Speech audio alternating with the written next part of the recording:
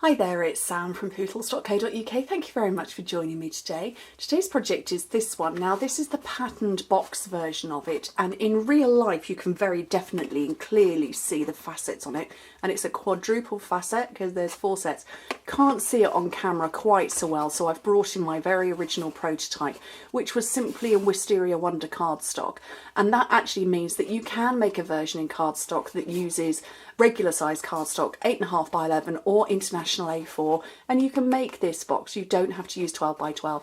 And actually I've cut this down to 8.5 by 11 inches, but I wanted you to be able to see all these incredible facets, and like I say, you couldn't see them very well on this beautiful Myths and Magic paper. It's stunning. It's coming very soon. We love it. It's got glittery bits on it. It's got glittery unicorns.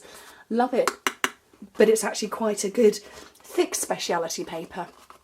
And it means that I can make a nice box, rigid box, using this. So, what do you need? You need a piece of cardstock or paper that measures 8.5 by 11.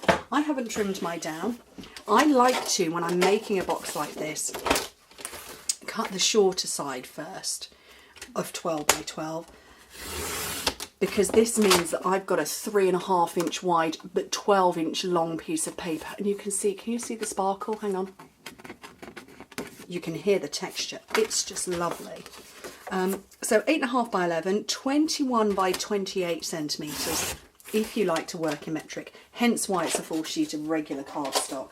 And it's just lovely. Don't worry about writing anything down. Everything's going to be on my blog. Just simply click open the description bar and you will see a link directly to this project. It's lovely on the other side, actually. That's very cute. What's on the other side of this one? Just a plain blue. Love it. Okay, we're going to start on the long side. So score it, and you're going to score it fully on the long side and then part score on the short side. So on the long side, score it at 2 inches, 3 3/4, 5.5, 7.25 and 9 inches, which in metric is 5, 9.5, 14, 18.5 and 23. On the short side, we're only going to score to this first score line for the first 3. This is super easy. 2, 4, 6, and then the 8 come all the way down to the bottom. So in metric, 5, 10, 15 and 20 all the way down. And then turn your paper over, so you're on the other side, and do the same again. 2, 4, 6, and obviously we've already scored that 8 inch. So 5, 10, 15. Okay, so what I'm going to do is I'm going to do some scoring, and then I'm going to come back and do some scoring again, because I want you to be able to see what I'm doing. So I'm just scoring the outer at this point and this long one on the end. Don't worry about these 3 in the middle. We're going to come back to them in a second. And obviously you don't score these. These are actually cut guides more than score. So do all of this before you start scoring the next part. So cut those and separate them. Get rid of this one. Don't need that. Okay. They're all separated, and then repeat the same here.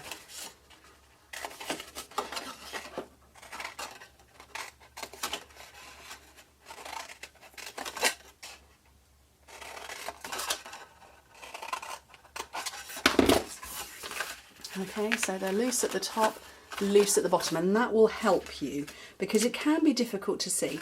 So what I'm going to do is I'm going to score from point 1 of this part here, not down to this one, but actually down to the second one. If I turn it over, oh, you're not going to see that at all. If I turn it over and show you exactly how it will look. So point 1, miss that one, and to the end of that one. So it's not, so you're jumping across and you come all the way over.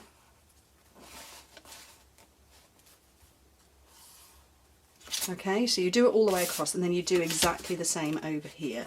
So from that one, not diagonally down to the bottom of this one, but to the bottom of this one. And that's why cutting it will help you, because you'll be able to see better. Because you wouldn't be able to see otherwise.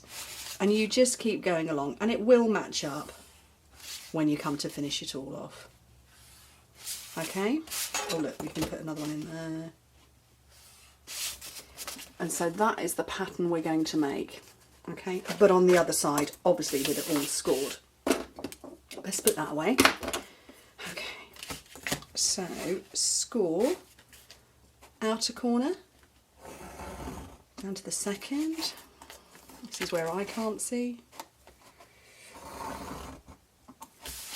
And you do have to push a little bit hard on this paper because it is wonderfully crinkly.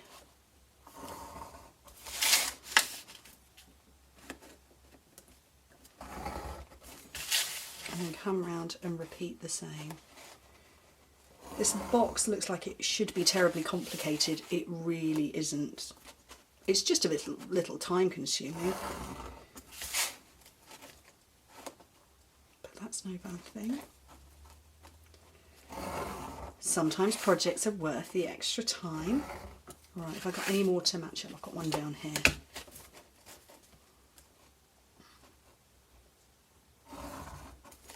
Okay, so hopefully you can see all my diamond shapes. Now, these we folded out. These ones here we want to fold the other way.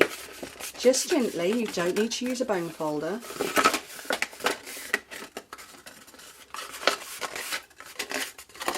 Because they're going to be the ones that pop in. You can see them here. The horizontal pops in, the diagonal pops out. So, and again, you don't need your bone folder. Just start following your diagonal lines. This is where I need my tummy to rest against, but you really don't want to see that on camera. Does anybody else use their tummy as a third hand? Sure, I'm not alone.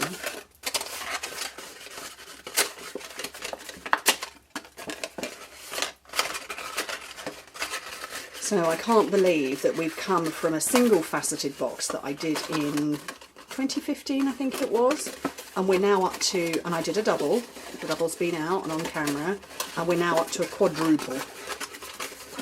All this from one project from 2 years ago. And it's been copied and pasted everywhere, and thank you ever so much to everybody who's shared photos, who's linked to my original project, who's shrunk it and made it bigger and taller. You know, that's what the crafting world is all about, sharing, and that's what I do every day. So, all faceted up. We're going to have a bit of fun now. You need to get a bit of adhesive on here. Now, normally when I do a project, you can stick it down by actually just laying the piece of cardstock down, folding it over, and it will stick. But obviously, we don't have a natural fold here. So, you kind of got to hover in the air, and this is where you do use your tummy as hand number 3.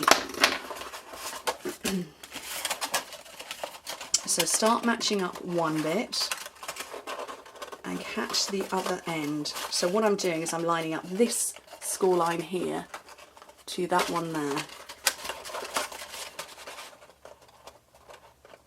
I'm not using fuse just because it's that tiny little bit too sticky, and tear and tape becomes very sticky when you push it in place, and it does a really strong stick. So it's kind of giving me a bit of wiggle room.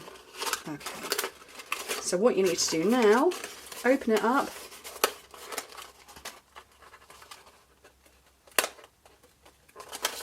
grab a bone folder, long ruler, and push it down. And yes, you're going to be pushing your box out the wrong way. It's fine, you can come in and have a pop at that in a second and get it pushed back into the right direction.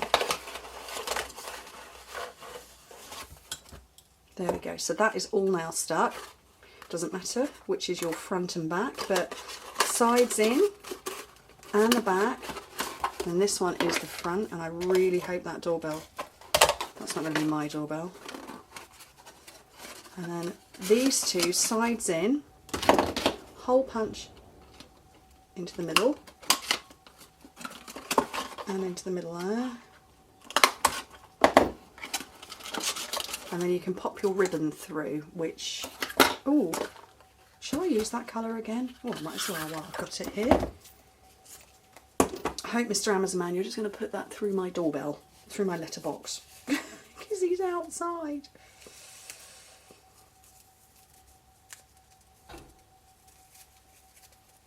Oh, I can't tie this up either. And there's nobody else in the house to answer the door. There's the door. I'm going to press. Right, where was I? Right, I got the knot in here. So, feed this through the underside of one.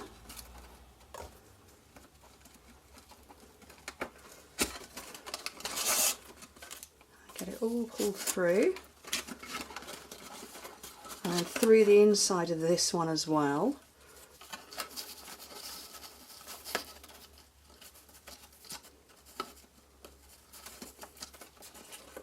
Oh, I can't get that to go through. Oh, that's only one of them. Huh?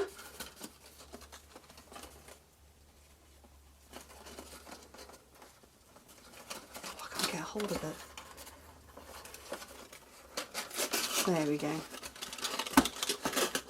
So pull all of that through,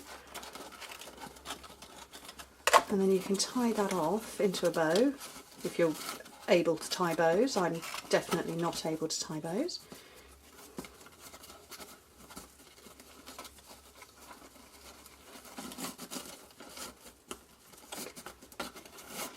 Oh, that's not bad. Okay, trim the end off.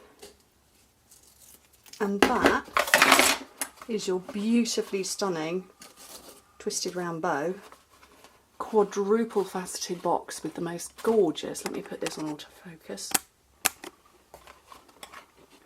sparkly bits.